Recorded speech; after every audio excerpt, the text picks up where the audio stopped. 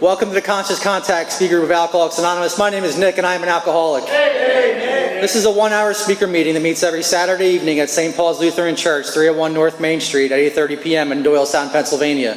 Food and fellowship starts at 8 p.m. The business meeting for this group meets every Saturday at 7 p.m. to 7:30 right here. The purpose of this group is to provide a consistent message of hope and recovery through God reliance and service to others through the practice and teaching of the 12 steps. We record all speakers so that others may benefit from their message of recovery. If you wish not to be recorded, simply ask. This is an open meeting of Alcoholics Anonymous. The group would like to welcome everyone, especially newcomers. Is there anyone new or from out of town that would like to introduce themselves with their first name? Yes, sir.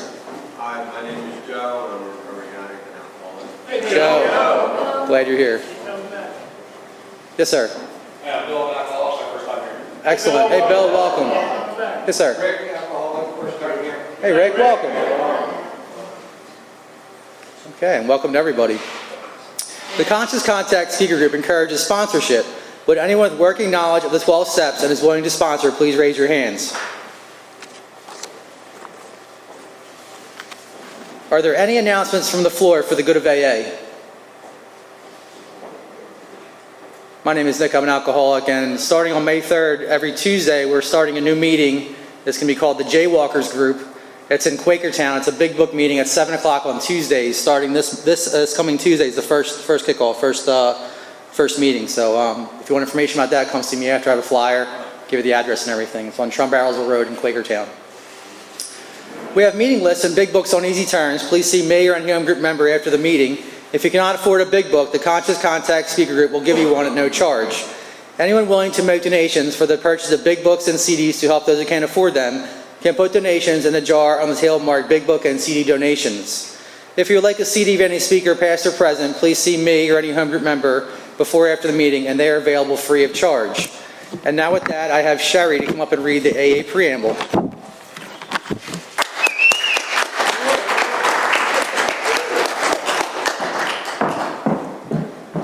Hi, I'm Sherry, I'm an alcoholic. Hi, the AA Preamble.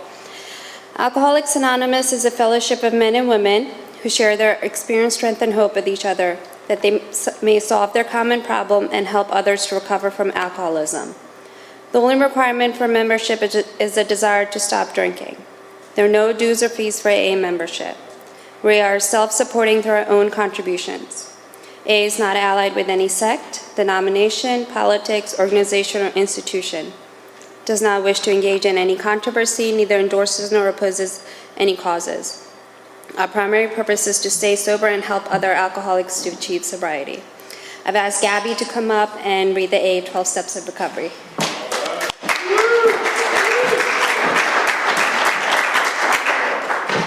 Whoa. Didn't know my own strength. Hi, I'm Gabby. I'm an alcoholic. Okay, let's see what I'm reading here. The AA 12 Steps of Recovery. 1. We admitted we were powerless over alcohol and that our lives had become unmanageable. 2. Came to believe that a power greater than ourselves would restore us to sanity. 3. Made a decision to turn our will and our lives over to the care of God as we understood Him. 4. Made a searching and fearless moral inventory of ourselves. 5. God bless you. Admitted to God, to ourselves, and to another human being the exact nature of our wrongs. 6. We're entirely ready to have God remove all of these defects of character. 7. Humbly asked Him to remove our shortcomings. 8. Made a list of all persons we had harmed and became willing to make amends to them all.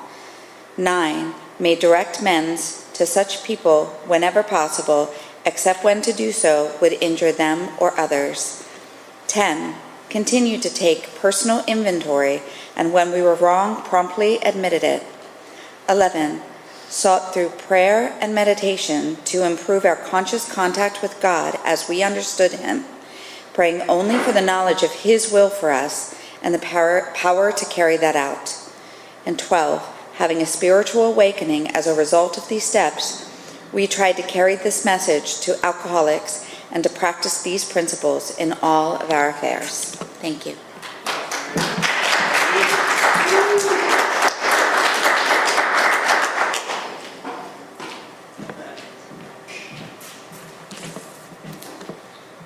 The seventh tradition, every AA group ought to be fully self-supported and declining outside contributions. At this time, we like to pass the baskets. We have no dues or fees, but we do have expenses, and this group provides many services. Your donation cover rent, big books, CDs, events, and workshops. There is absolutely no smoking on church property. Please take a moment to silence all cell phones and try to limit movement during the meeting to avoid distractions. And now to introduce our speaker, a good friend of the Conscious Contact Speaker Group, Tony S. from the Westfield Sunday Night Step Study.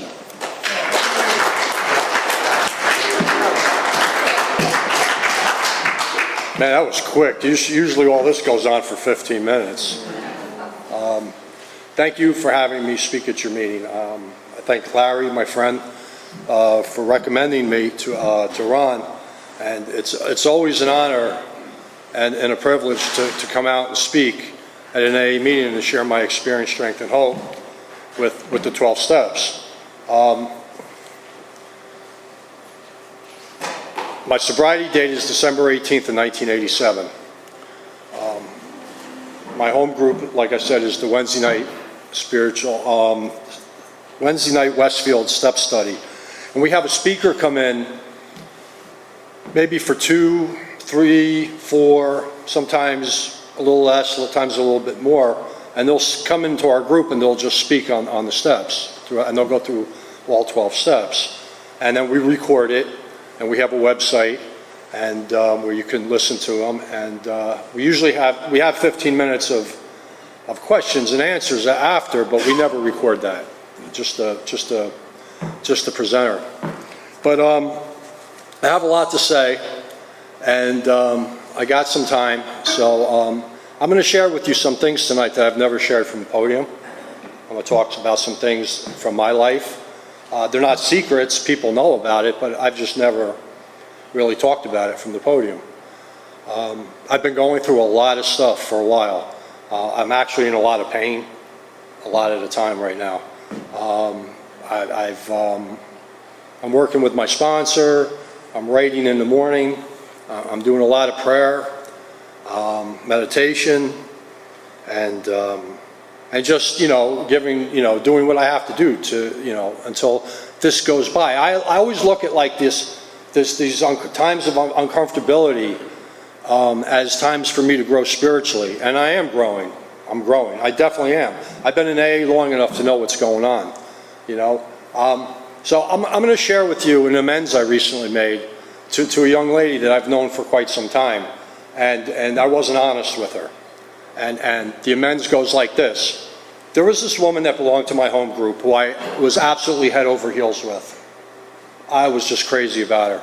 But there was this very serious doubt within myself that I was good enough for her. I just didn't feel good enough. And so I have had these feelings my whole entire life. I mean, I've been through the steps. I've made amends, a prayer and meditation, 10 steps. But it's always, as time goes on and working on yourself, you still find things. There are always something else left to work on. I find for myself, I've never gotten free of everything. Now you got to understand something. I did not have a great childhood. I was physically abused and beaten a lot. I have bipolar disorder, I have ADHD, and I have an anxiety disorder. And on top of that, I'm an alcoholic. So people say if you would throw your problems in the middle of the room, you would take your problems back. Well, if you know any 8-month pregnant, 6-month sober women that would like to trade, I'd be willing to do that.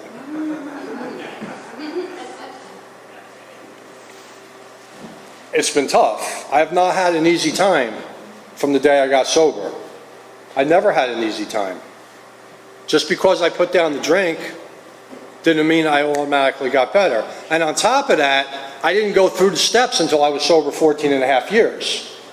So what do you think my life looked like the first 14 and a half years? It wasn't good. It wasn't good.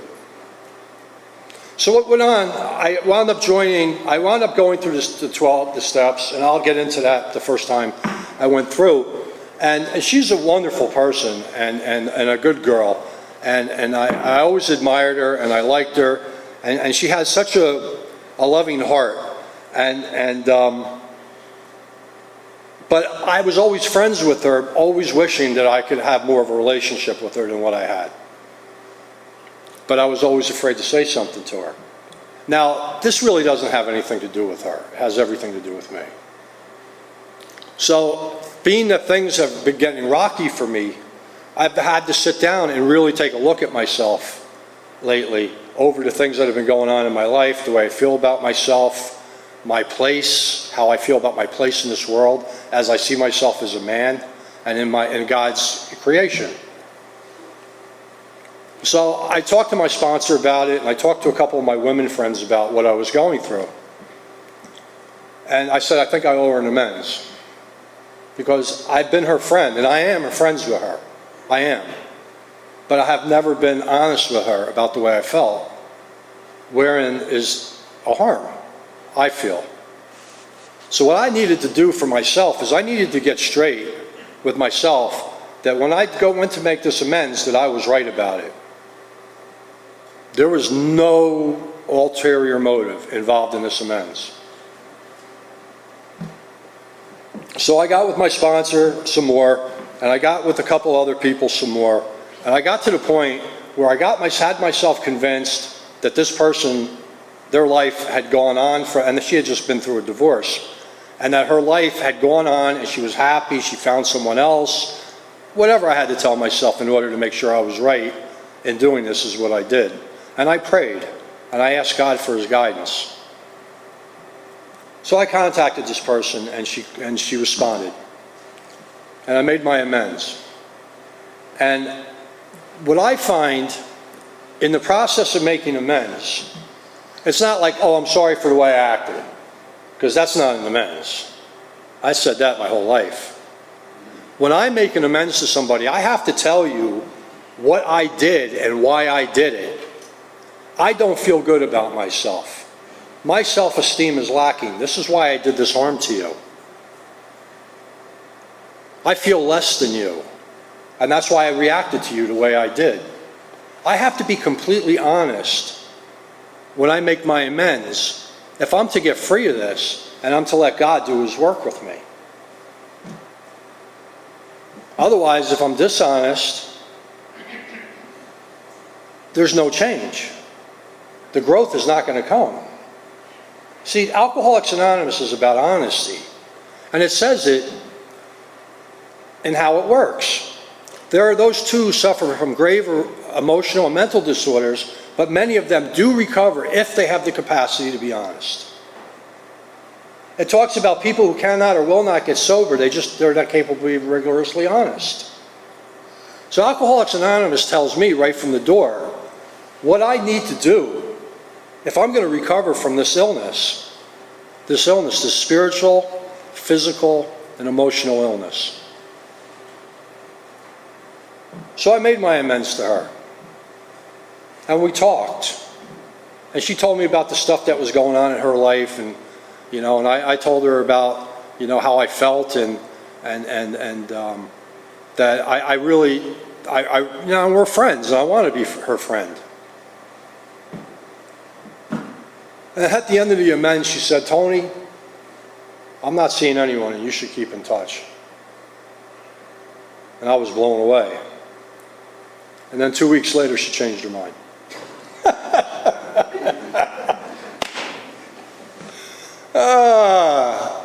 I love God.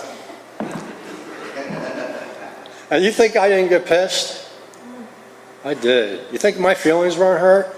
Oh, they were. They were.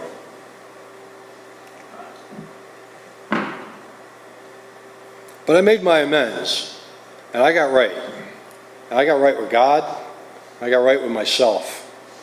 And I got to see, after the amends, the things that were really wrong with me. Because you could sit there and think all you want, but until the amends is made, do you get to actually feel the effects of the amends? And then once you feel the effects of the amends, then it can settle in you, and it can start to dissipate feelings of low self-worth.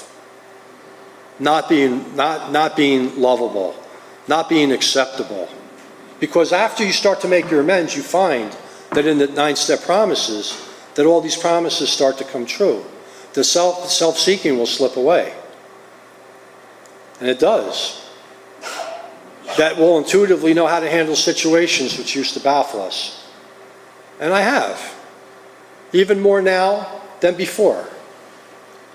So the 9-step promises are wonderful, but the 9-step promises for me really don't have the glue to them unless I'm going into step 10 and I'm practicing my 10 steps. And I'm going to get more into that stuff later. But I wanted to open up with this tonight because I've been like all week thinking about this. Like, I love to come up to the podium and just say, this is what's going on with me. Because this is what's going on with me. It's the truth. I've never benefited from discoloring the truth. It's always hurt me.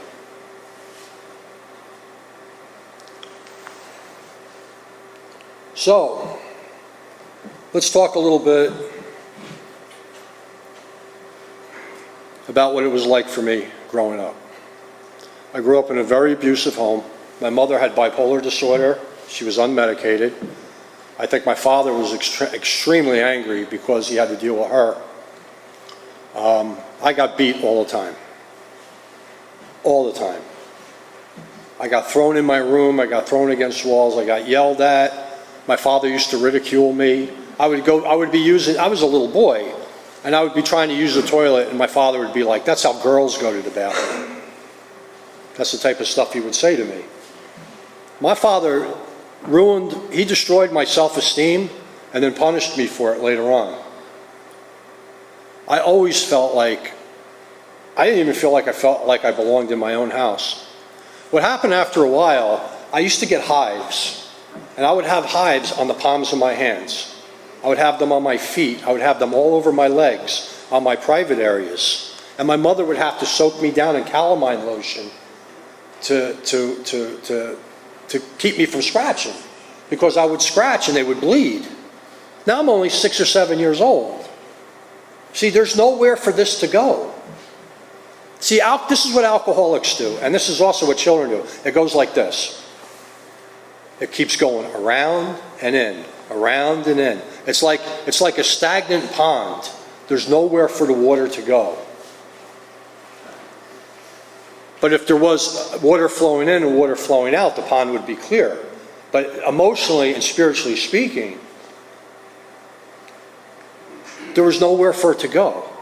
I had no way to process or to handle this. I had no one in my home to pick me up and love me and say that it'll be okay. I didn't have that. So I used to sleep under my bed because it was safe.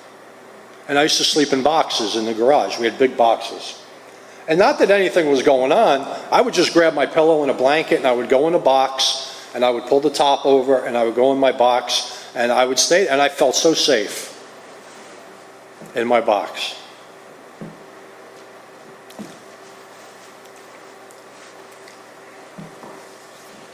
As time went on, my parents fought more and fought more. And I would hear my name at night. Tony this and Tony that. And now I think it's my fault they're fighting. Because what alcoholics do and children do, it comes back in, it comes back in, it comes back in. It doesn't have anywhere to go. So it must be my fault. Because I take everything and I personalize. See, I really honestly believe I was born too sensitive for this world. I don't think it's really anyone's fault. But having all this stuff going on didn't help me any either.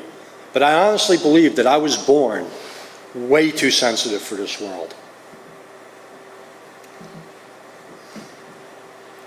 So when my parents finally divorced and we sat at the table with me and my brothers, I looked at my parents and I said, I'm sorry. And they looked at me and they said, what are you sorry for? I said, I'm sorry, I'll be good. I know I'm a bad kid. And they said, Tony, this is not your fault. And I was convinced that it was. See, when my father used to beat me, I would put my clothes back on after he got done beating me, and I would sit on the edge of my bed and I would pray for God to kill me. Because I knew that his anger was a direct result of me because of who I was. I thought it was all my fault. I thought everything was my fault. So my parents divorced, and my mother started dragging us up and down the East Coast, down to South Carolina and back, to live with my grandparents. And I went to this school, and I went to that school, and I went to this school, and I went to that school, and it wasn't bad enough that I didn't feel as though I belonged anywhere to begin with. Now I'm in South Carolina, and I really didn't feel like I belonged to South Carolina, because I did not talk like they did. And in South Carolina, when you were asked a question in school, you had to stand up next to your desk and answer, say yes sir, no sir, yes ma'am, no ma'am, and then sit down or answer the question. If you didn't do that, you got the ruler. Now, being I was from New Jersey, I got a break because that's just not. And there was this little cute little Southern girl that used to sit in front of me, and she said the sweetest Southern accent, and she'd be like, "Tony, stand up," and I'd be like, "Oh, I gotta stand up." And she'd go, "All right." She'd go, "You gotta listen or you're going to get the ruler," she would tell me. She was like my best friend. She was probably the only friend I had. And then there was the fat kid and the two skinny kids that decided that we were going to play a game, and it was called Kill the Yankee. Well, we all know who that was. Now, I love games as much as anyone else, but I don't have to be it all the time. Why can't one of these other kids be the Yankee? So I did not like South Carolina. None. I really didn't. So we came back to Jersey a couple times, and finally we stayed here.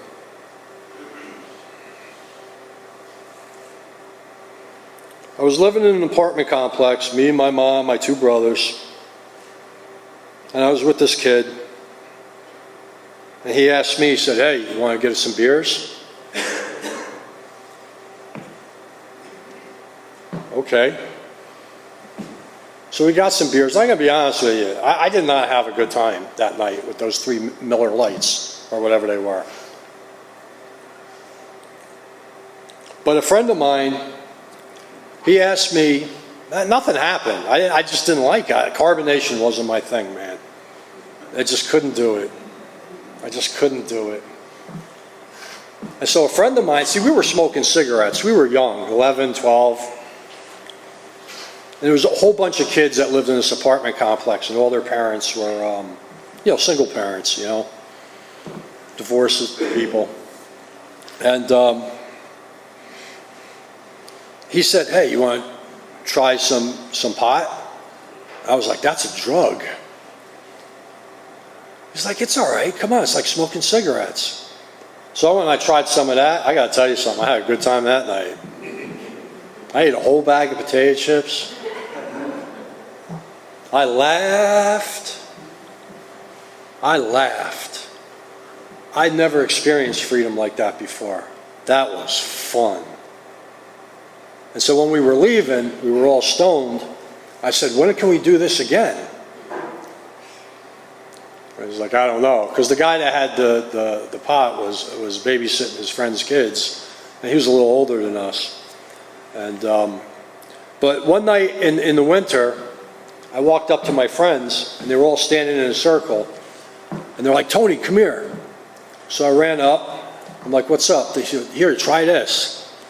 And there was this bottle wrapped up in a brown paper bag. I said, "What is it?" They said, "Thunderbird." What's the word?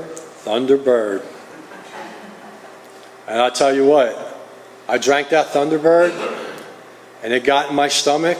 Once I got enough of it, and I got that warm glow in my stomach, and I'll tell you what, I like that. I like Thunderbird. It was like grape soda with a kick. I remember drinking it, and it was going in my mouth, and it was kind of like not really a great taste, but I got it. And it went down my throat, and I can remember it burning a little bit and going into my stomach. And I can remember once I got enough of it in me, it made its way to my head, and I got that euphoric feeling that we all love so much. That's that feeling of euphoria that only a few drinks of alcohol can bring. And I felt at peace, and I felt at ease, and I felt like I was okay. And I didn't feel like everyone knew something and I didn't. And I didn't feel like I was unlovable or unlikable. And I had fun. And I had fun. And I was able to go from being a horrific introvert to being an extrovert. And I could be extrovert. I could be like an extrovert. And I could step outside of myself. Because that's not something that I do very well.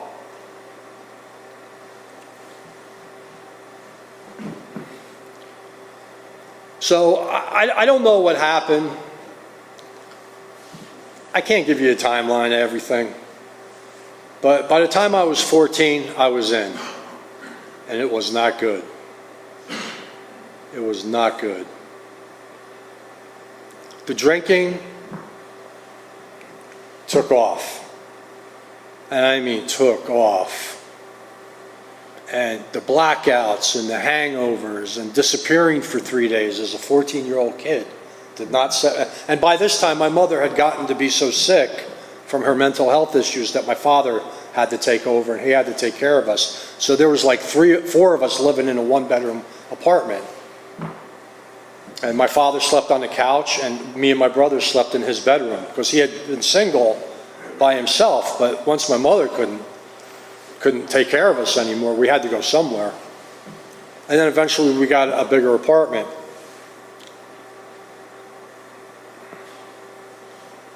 And it just got crazier and crazier over time. And the drinking went out of hand. I stopped going to school. I never went to high school. Never. And I'll tell you why I never went to high school. It wasn't because I was too cool for school. There's no way that I could sit in a classroom with all those people. It was too much for me. I would lose my mind. I would go to class, I would sit there, and I would just be, my head would be spinning. What happens if the teacher calls on me? What happens if she asks me a question? What happens to this? Suppose I look stupid. I'd rather not go to school. And I didn't. And I got in a lot of trouble for it. And I wound up in the court system, and I got in a lot of trouble, and it started, I wound up just being one of those kids that just could not stay out of trouble. Could not stay out of trouble. So just to make it real quick, by the time I was 20, I had faced about 70 years in prison. I did a lot of stuff. I ran the streets. I got into a lot of trouble. I wound up getting in a lot of trouble. I wound up in my first rehab for a year. Was facing, the maximum amount of time I was facing was 40 years, and I was a juvenile. I got charged as an adult because it was of the seriousness of the situation. I wound up getting sentenced to 6 years as a juvenile offender. So I had a great probation officer who got me out of it.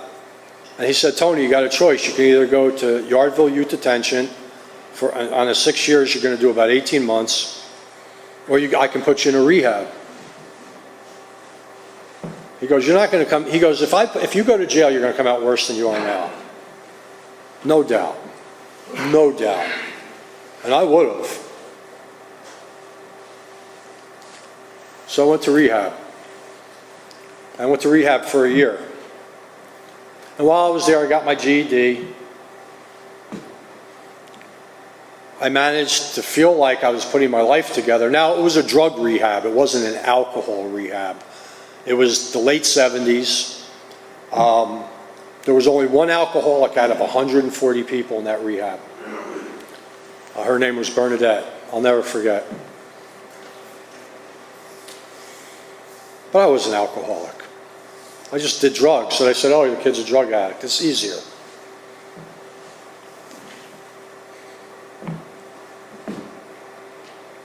After 9 months, my probation ended, and I went back to rehab. Now, I didn't have to. My probation was over. I was a free man. But I went back to the rehab because for the first time,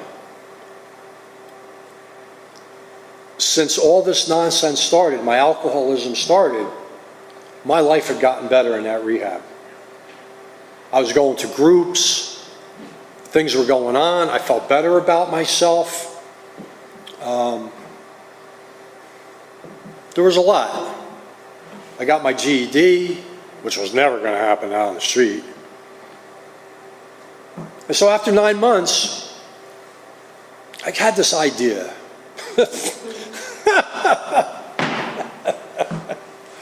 I don't need to be here no more. And I said, this is what I'm going to do. I'm going to leave. And I'm going to go home. And I'm going to live. And by this time, my father had met my stepmother. Now, my stepmother was married to an alcoholic before she met my father, who used to beat her up all the time. All the time. My mother had remarried an alcoholic who was married maybe 5 or 6 times before she had married him. My mother also dated a Nazi. That raised some heads.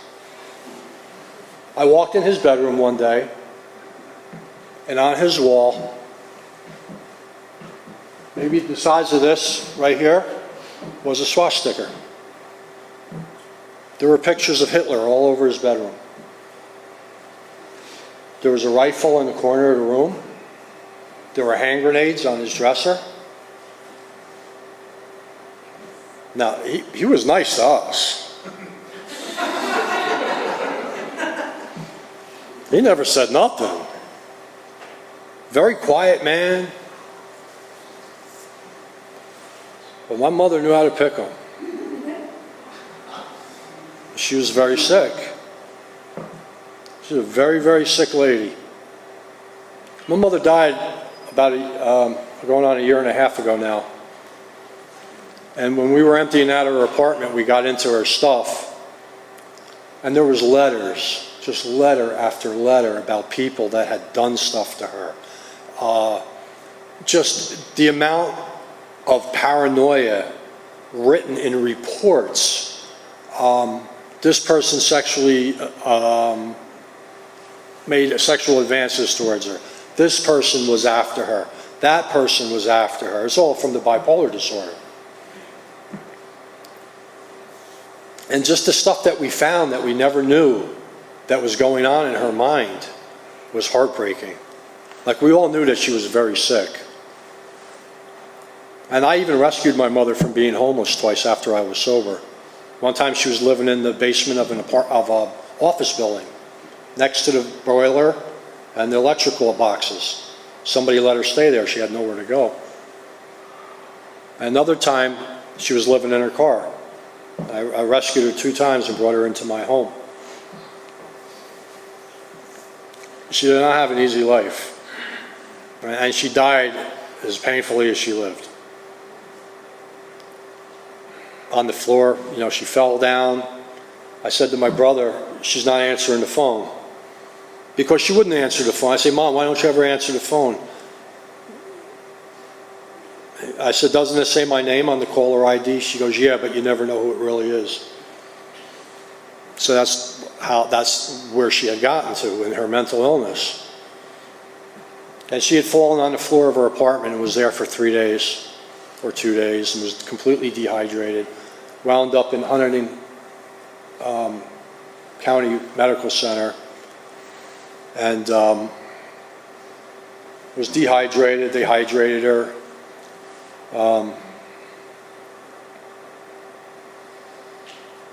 They had left and came back, and she had had an esophageal hemorrhage, and she was puking blood all over herself, covered in blood when her doctor came back, and went into like a coma.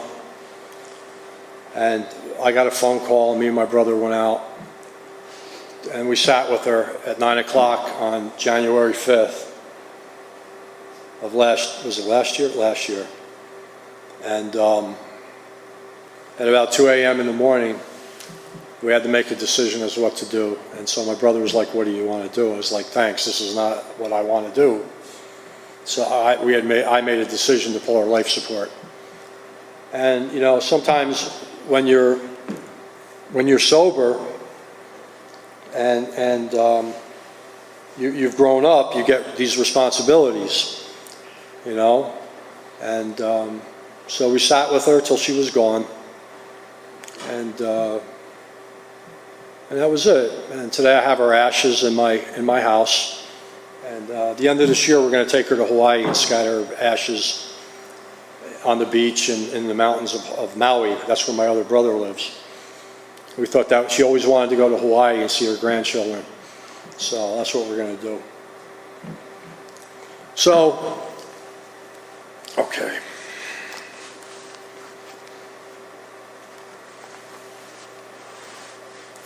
I was in AA for 14 and a half years before I went through the 12 steps. I did everything. Now, when you walk in the door and they tell you don't drink and go to meetings, one day at a time, meeting makers make it, make coffee, sweep the floors, clean up the ashtrays. This is a long time ago. Do this, do that, you do it. Now, I didn't like AA at first. I did not like you people. I'm still working on some of yous. And the way I came into Alcoholics Anonymous was very strange. See, I was in prison for 2 years. My friend was in AA for 18 months. And before I got released, he released himself from AA. We wound up hooking up, and he wound up getting me a job with him. And one day I looked at him and I said, I can't take it anymore. Now, he had 4 DUIs at this time. Today he has 14, and he lives at home with his mother.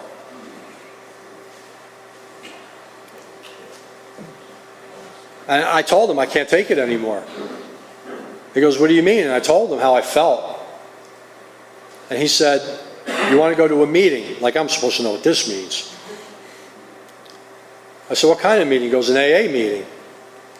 And I'm telling you, at this point, now I'm suiciding. I'm taking handfuls of pills, I'm guzzling it with vodka, and I'm waking up in the morning saying, I'm still alive. I didn't want to be alive. I would cut my hands together, and they would get filled up with pills, and I would take all the pills, and I would guzzle vodka and beer, and then I would black out, of course, wind up in my bed. Sometimes I would wake up 2 or 3 days later. And my friends would come in and check on me. They would check to see if I was breathing. 2, 3 days later, I would wake up. God wasn't done with me. So he took me to my first meeting, and he picked me up in his mother's Eldorado with 4 DUIs.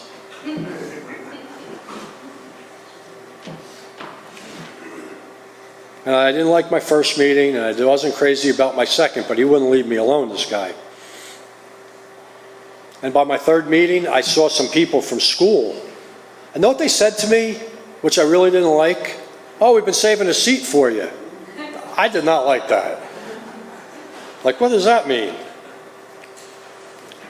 So anyway, the first 14 and a half years of my sobriety, I did a lot of meetings. I did a Muhlenberg detox. I did for 3 years. I did this detox commitment. I did a lot of stuff. I did everything in AA that you could possibly do. Everything. And I was dying. And I said, and Berkeley Heights, Monday night, Big Book Step Study, was doing their 6 weeks through the steps. Real quick. Real quick. 6 weeks, you're done. I like the sound of that. I'm a kind of get it over with kind of guy to begin with. So I went up there and I told my sponsor, he goes, Tony, stay away from them big book people. They just found a new way to promote their ego. Well, I'm going to tell you something. I know a lot of people in the big book world. Some of them are a little hard to take sometimes. But they help a lot of people. Don't question how God works. He works through people I don't like. I know that. I know there's lots of people I don't like. I seen them taking people through the big book. The guys get better. Who am I? So I went and so I said, Bill, I love you like a brother. but you're killing me. ACOA, Al-Anon, CODA, therapy, more meetings he had me going to.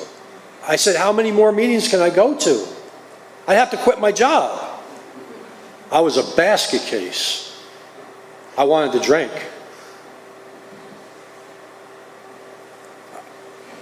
And I took off. I said, Bill, I love you, but I can't do this no more. You're killing me. I said, I'm sorry.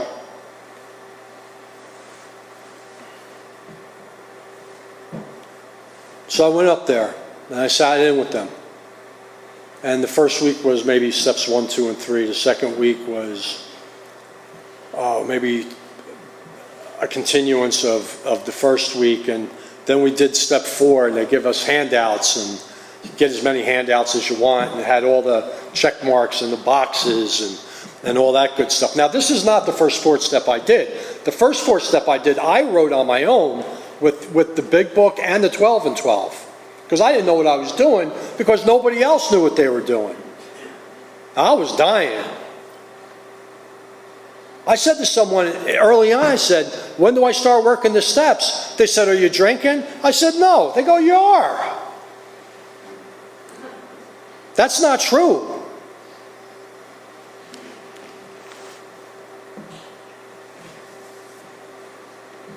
So the first 4th step I wrote was actually not bad, that I did by myself. But I didn't have anyone to share it with. I shared it with this guy who was my sponsor, and I thought he drank. He had never drank up until this point. He's in AA. He never drank. He's telling everyone he's an alcoholic. He smoked pot. Now he's an alcoholic. Because he never drank. And then he drank like a few years ago. His life went right down the tubes. Now he's back in AA. So I went up to Howard, who was the man up there, and I said, Howard, I said, would you hear my 5th step? He said, Tony, you know, we've known each other a long time. But don't you have, how about your sponsor? I was like, oh, I don't think so. Because I tried doing a 4th step and reading it to my sponsor, doing a 5th step, and he just walked around and went like this. He didn't know what to say. Tony, I prayed and meditated, and I did this, and I made amends, and I don't know what he did. He's a good man. I actually had the opportunity to sit with him before he died a couple weeks ago. He had brain cancer. And the funny part about this story is after I went to Berkeley Heights, he wound up at Netcong Thursday night, which is a big book meeting. And he walked in the meeting and he started crying. And he asked them for help, and they took him through the big book. Amazing. See how God works? God is, it's amazing. It's amazing. So Howard heard my 5th step, and the following night we sat, we did 6 and 7, 8, and he said to me, you know, he told me when I got done with the 5th step, he said, did you leave anything out? I said, no. He goes, you did a good job. You didn't leave anything out? No, you did a good job. You were thorough? Yes, you did a good job. It's the truth. Now it was small, 30 names. But it was enough because I needed help really bad. Really bad.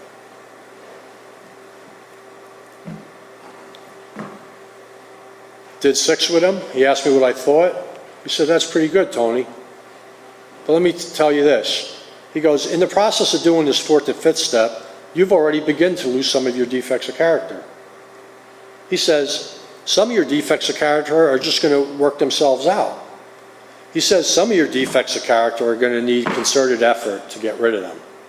He said, some of your defects of character are going to be with you for a long time. Some are going to be with you for a good part of your life. And he goes, Tony, some of your defects of character are never going to leave you. And what you need to do right now is, and when they crop up, you need to find the grace and the maturity to deal with them when they do appear. So in other words, we never get perfect. We never get fixed. We're never as pure as snow. It just says that we get better. And I'll tell you what, for a guy like me, getting better is a good thing. So I went out, and in 30 days, I made 30 amends. And I'm driving over the railroad tracks by my house, and I just start crying. And I started crying because I didn't know it was this possible to feel this free. And that was just a little 4-step. So I took my very first 4-step and I rewrote it by memory. And I had over 200 names for resentments. And the guy that took me through, they were pretty serious. And I was told when it was time to make amends that I needed to make 3 amends a week until I was done. And so I did it. Until the point to where I couldn't find all these people. And then, of course, you can't make amends if you can't get to them. But I could make amends to a lot of people. And I did. And I started practicing 10 steps. I'm going to share a 10-step with you tonight. As I'm going throughout my day, I get angry at Larry, my friend Larry. So what I got to do is I got to pause, I got to pray, and I got to ask God, because the pause is the most important part of the 10-step. See, Plato, the great Greek philosopher, stated that the unexamined life is not a life worth living. And that's true. That's very true. So as I'm going throughout my day and I'm finding myself in a disturbance and I'm angry at my friend, I have to pause, because that pause gives me space between my disturbance and myself. I need that pause. That pause is very, very important. And so then what I do is I stop and I say, I'm resentful at Larry. I'm selfish because he's not acting the way I think he should. I'm dishonest because the delusion of my mind, the story that my mind tells me that he should be different than he is. And my fear is I just simply need him to act the way I think in order for me to feel secure. There's other fears you could throw in there. So then I call somebody. And before I share my 10-step with someone, I have to remember that we have this, the 7th step. And the 7th step says that we humbly asked him to remove our shortcomings. So I use that in the beginning of my 10th step, and I call somebody and I say, hey, Mike. And Mike says, how you doing, Tony? I said, could I please share a 10th step with you? Because I'm humbly asking my friend Mike to hear my 10th step, because I want to be rid of the effects that these defects of character are causing me. Now this sounds like a lot, but it goes like that once you get the practice down. Once you get the practice down. And I share my 10th step with him. And then I say to my friend Mike, I said, now I'm going to go back to work and I'm going to do because I have my own business. I'm going to do a really good job for my customer today, and I focus on what I'm going to do for my customer. And I asked my friend Mike, I said, Mike, is there anything I could do for you today? And 9 times out of 10 he says, no, Tony, you've already done it by sharing your recovery with me, by sharing your 10th step with me. All throughout my day, I pause throughout the day. And when I become disturbed, I can simply say, thy will not mine be done. Thy will not mine be done. One of the things I like to say, and I learned it from a different form of, it's not a different form, but it's like this thing called Hyannis Big Book Step Study. And they have a really neat way at the end of the fear inventory, because you have your resentment inventory, and then you go, what we like to call the 4th column, they call the turnarounds. Where were we selfish, dishonest, self-seeking, and frightened? And in the frightened part, it goes like this. When I trust and rely on God, I will overcome fear. When I trust and rely on God, I ask him to remove my fear and hold on. When I trust and rely on God, I ask him to remove my fear. No. Hold on, I'm going to get it. It's because I'm up here. I can rattle it like this. When I trust and rely on God, oh, you got to be kidding me. I will be able to match calamity with serenity. When I trust and rely on God, he will remove my fear. When I trust and rely on God, I ask him to remove my fear and to direct my attention to what he would have me be, and at once I commence to outgrow fear. And this is what I got to do all throughout the day, because every disturbance that I have in my life is a direct result of some kind of fear. Every resentment, everything I have is a direct result of some kind of fear. I have come to find, and if this insults you, I apologize, alcoholics are probably the most neurotic people on earth. We really are. We do not like it when things don't go our way. We really don't.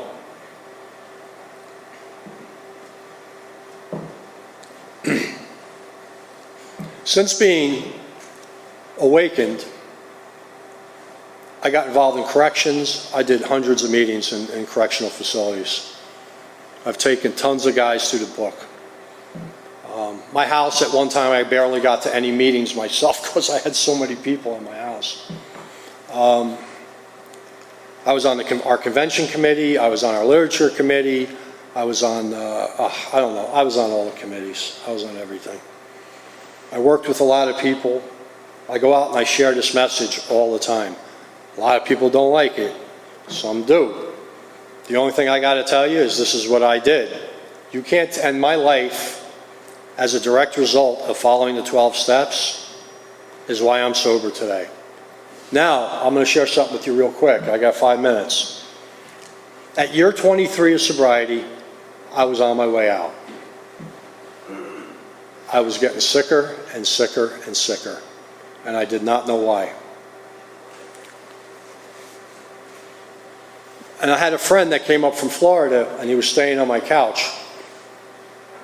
He says, I can't stay sober in Jersey. I was like, just come back to New Jersey. I'll take you through to work. And he did. And he's sober today. He's a painter too. I have a painting business.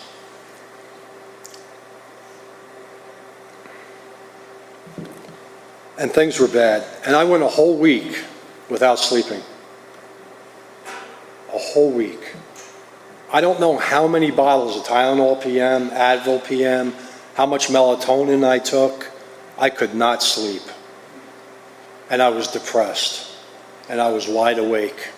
And I laid in my bed with that air conditioner going, that fan going, and the TV on for 5 days.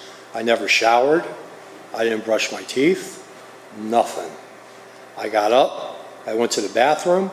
I went into the kitchen. I got a glass of ice water. I ate an apple. I fed the cat. I went back to bed. I was in the worst shape of my life, and I was going to die. And what happened was, I'm laying in bed day 5, and I'm praying, and I'm asking God to help me, and nothing's coming. And so I say, I need relief. And relief came in the way of Beefeaters, gin. That's what I wanted. That was going to fix my problem. So I swung my legs out of bed and I put my feet on the floor. And the minute that my body, I could feel the weight of my body on the bottom of my feet, like a moment of clarity hit me. And I said, oh my God, what am I going to do? Because what I said when I was in bed was, I'll go get a liter of Beefeaters, I'll drink it, and then I'll worry about my sobriety later.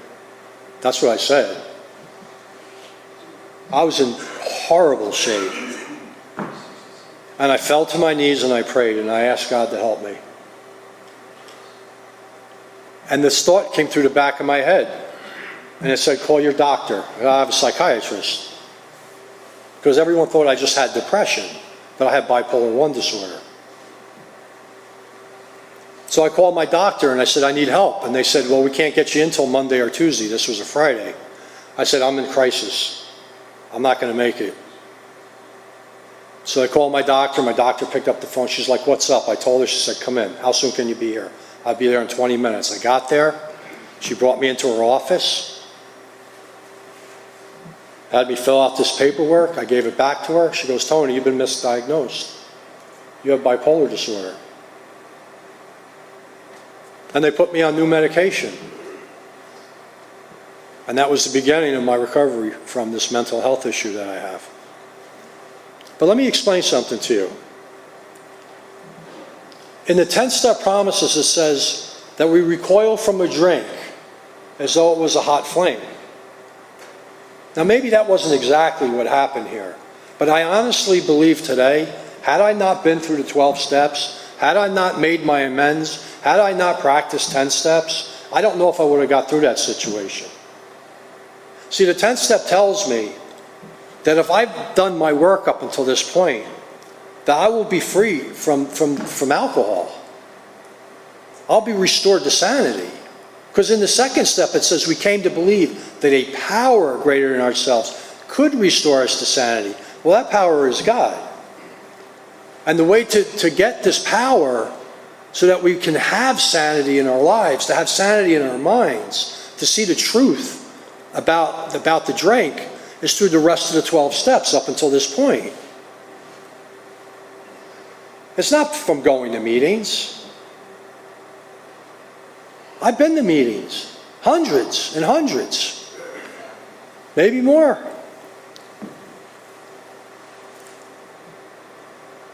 The 12 steps work. The 12 steps are a guide to refocusing the mind and to recondition the mind so that it sees differently because of this relationship that we create with the God of our understanding. So the more that I pray and the more that I meditate and the more I look towards God in my morning meditation, throughout my day, saying certain little prayers throughout the day, that's the stuff that gets to me. That gets to me. It gets to my core. So God is everything or God is nothing. What is my choice to be? Well, God is everything. But that's easier said than done. I wish I could tell you that I have done that perfectly. I have not.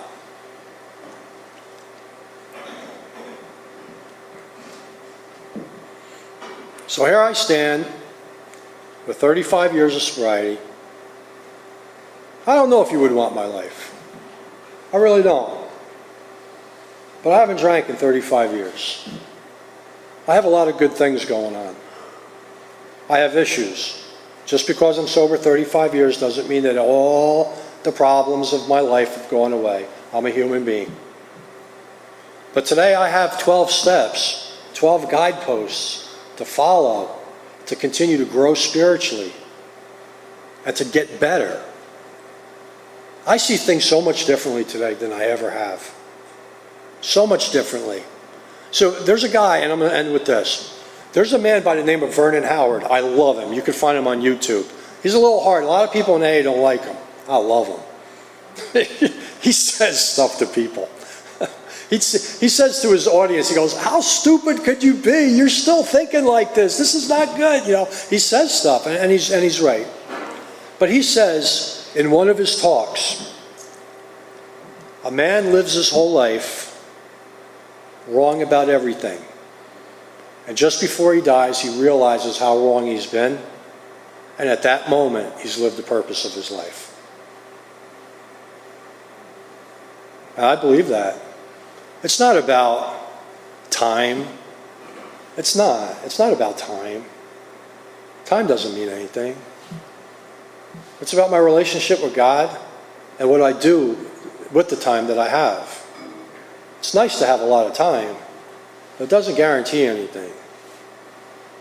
So, I would like to thank you for allowing me to speak at your meeting. I hope that in some way, shape, or form that I brought you a message that you could take some of the things that I said tonight with you and use it in your own life to help you. I'm not a circuit speaker, but I have a message because I've lived the 12 steps and I've experienced them because I've done them. Every day I ask God for one thing. I say, "God, please just help me to be a good person today." And that's the only thing that I really want from God, is just to be a good person. You know? And with that, I want to thank you for having me, and I'm finished.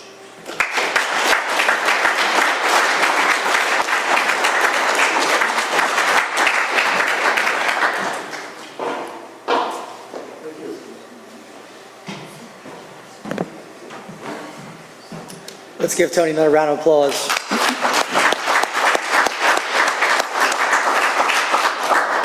Thank you for that powerful message. It's customary for us to form a line and thank our speaker. They come here on their own time and expense. So please do that after the meeting. We do have a Facebook page, the Conscious Contact Speak Group, the Doylestown Recovery Group, 2 pages there to stay connected. And we also have a YouTube page. All of our speakers are available on there. If you want information about that, come see me after the meeting. And with that, if you care to join us, we'll close with the Lord's Prayer.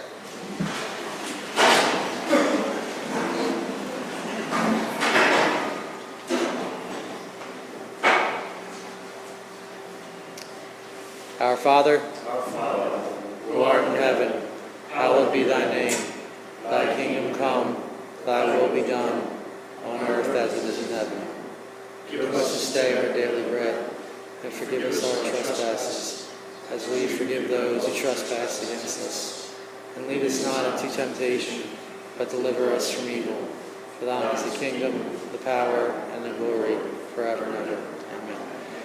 We can use the hand cleaning up too. We can put all the chairs on the rack. The tables can stay how they are. Just kind of tuck the chairs in. Thank you very much.